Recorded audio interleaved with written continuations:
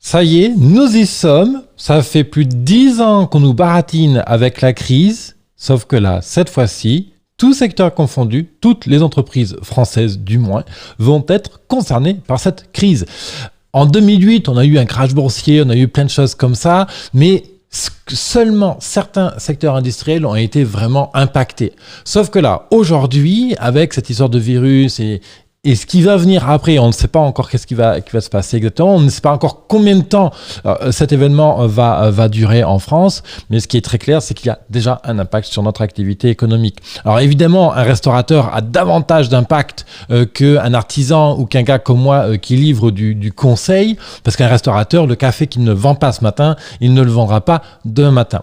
Donc, ce qui est très intéressant, c'est que dans cette crise-là, évidemment, c'est pas simple à gérer. Il y a des impacts très sévères sur l'activité économique. Et pour s'en rendre compte, il suffit de voir un peu les mesures qui ont été mises en place par notre gouvernement, qu'on l'apprécie ou qu'on l'apprécie pas. Le débat n'est pas là.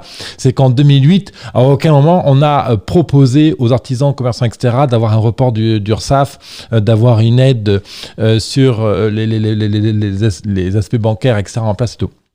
Là, aujourd'hui, boum, ça y est, c'est en place et on va avoir accès. Alors après, en pratique, qu'est-ce qui va être vraiment fait? Qu'est-ce qu'on va vraiment pouvoir avoir et obtenir comme aide? Ça, c'est un autre discours. Mais le fait est que, quelle que soit son activité, on va ressentir un impact. Alors, si évidemment, cette crise autour du virus dure 15 jours et que dans 15 jours, c'est terminé, bon, honnêtement, on aura un peu toussé, on aura mis une écharpe et terminé. Si par contre, ça dure un peu plus, genre 1 mois, 2 mois, par exemple, si on va jusqu'à 1 mois et demi de confinement, comme on a pu peut-être l'entendre ce soir,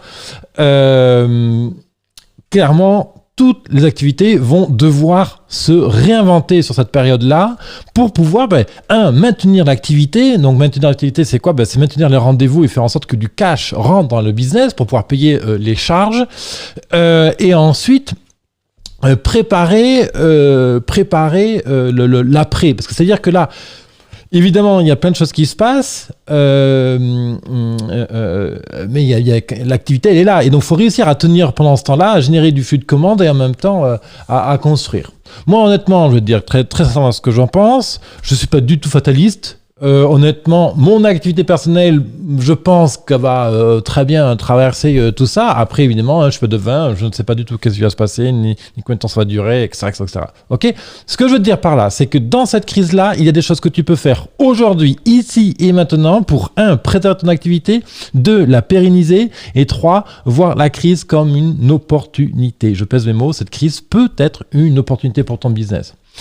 Je te prépare une page spéciale crise sur businesstemple.co/crise. Tu as le lien dans la description sous cette vidéo-là. Et sur cette page-là, tu vas retrouver un ensemble de documents, de procédures, d'idées, de ressources pour t'aider à gérer cette crise. Alors, concrètement, qu'est-ce qui se passe? Aujourd'hui, tu as un ensemble de clients qui ont déjà passé commande ou qui s'apprêtaient à passer commande, qui aujourd'hui hésitent ou désirent se rétracter. Aujourd'hui, je peux te proposer clairement une idée sur cet aspect-là pour ne pas perdre ces clients-là. Il y a des mots, il y a des choses à faire aujourd'hui en termes de vente, donc de commercial, et en tant que chef d'entreprise.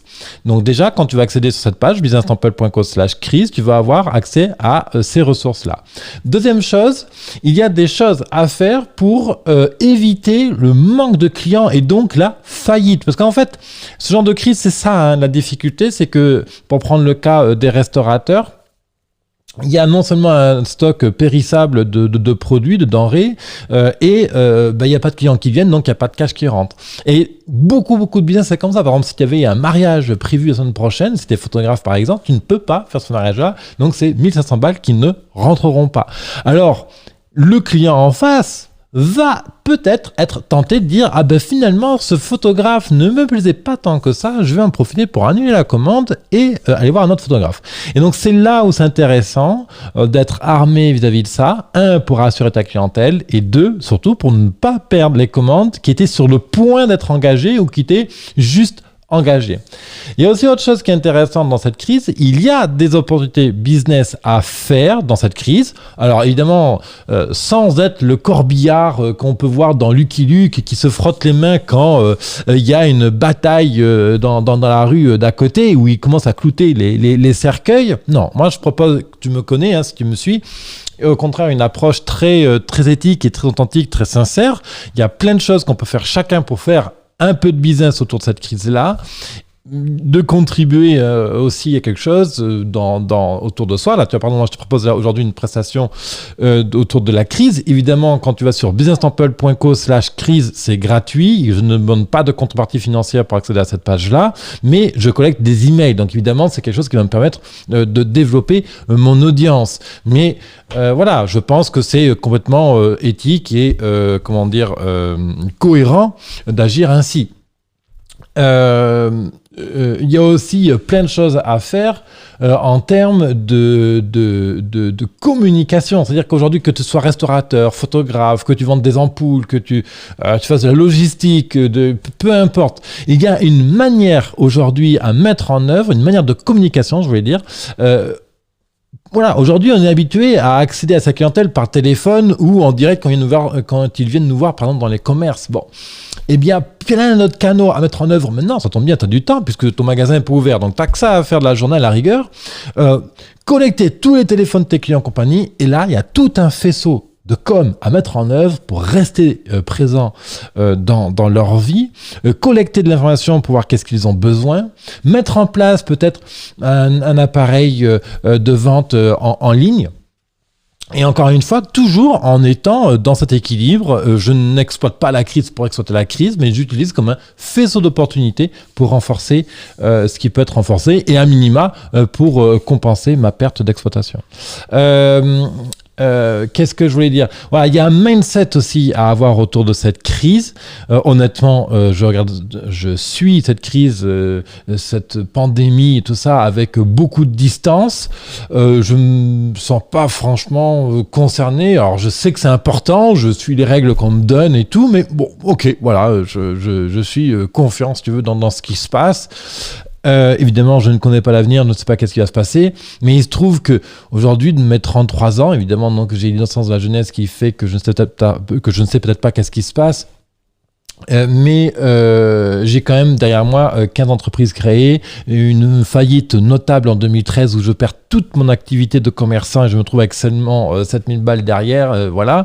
Donc voilà, les huissiers, les problèmes de banque, les banques qui arrêtent une ligne de crédit, être interdit bancaire, avoir des courriers à ne pas comprendre qu'est-ce qu'ils demandent, devoir faire une déclaration à la TVA, devoir négocier à TVA. Bon, tout ça, c'est des choses que j'ai gérées et ça s'apparente énormément à cette situation de crise que nous vivons. Et donc, c'est toute cette information-là que je désire te proposer et tu peux retrouver ça sur businesstemple.co/crise. Le lien est là en dessous dans la description de cette vidéo-là.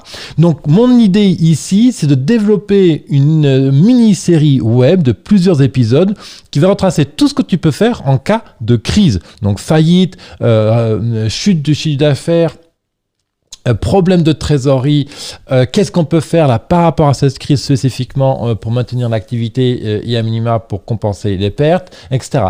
Lorsque tu arrives sur la page businesstemple.co/crise, je vais te poser une question: de quoi as-tu besoin pour aujourd'hui gérer ta crise? Et donc du coup, derrière ça, ça va me donner des idées et surtout te permettre de te répondre dans les futures émissions de businesstemple.co. Qu'est-ce que je voulais ajouter? Oui, et bien sûr, un autre aspect très important là par rapport à à ce qui se passe, c'est le télétravail. Donc, je vais te proposer aussi des solutions spécifiques par rapport au télétravail. C'est quelque chose moi, que je pratique depuis 2014. Je travaille tout à distance, 100% de la clientèle à distance. Donc, moi, en fait, de ce point de vue-là, je ne suis pas du tout impacté dans le sens où j'ai mon ordi, mon micro, mes écrans, machin, et je peux bosser à distance, quoi. Donc, c'est ça aussi que je vais t'apprendre à faire. Et même si tu es commerçant, il y a des choses que tu peux t'avancer, même si tu ne peux pas ouvrir ton commerce. Si tu es coiffeuse, bon, c'est peut-être un peu plus difficile, mais il y a encore des choses à faire aussi. Voilà. Écoute, ça se passe sur businesstemple.co/Chris, un lien en dessous dans la description. Je t'invite à aller sur la page. Les gars, cette page sera mise à jour, bien sûr, régulièrement par rapport à ça. Régulièrement, je vais publier des épisodes, des émissions, de la documentation, des ressources pour t'aider justement à faire face à cette situation inédite. Merci à toi et j'attends avec impatience ces petits commentaires, soit commentaires sur la vidéo, soit sur la page businesstemple.co/Chris pour pouvoir commencer à enregistrer les émissions spécifiquement dédiées à cette gestion spéciale et donc pouvoir contribuer à t'aider à dépasser cet événement-là. Merci à toi, à bientôt.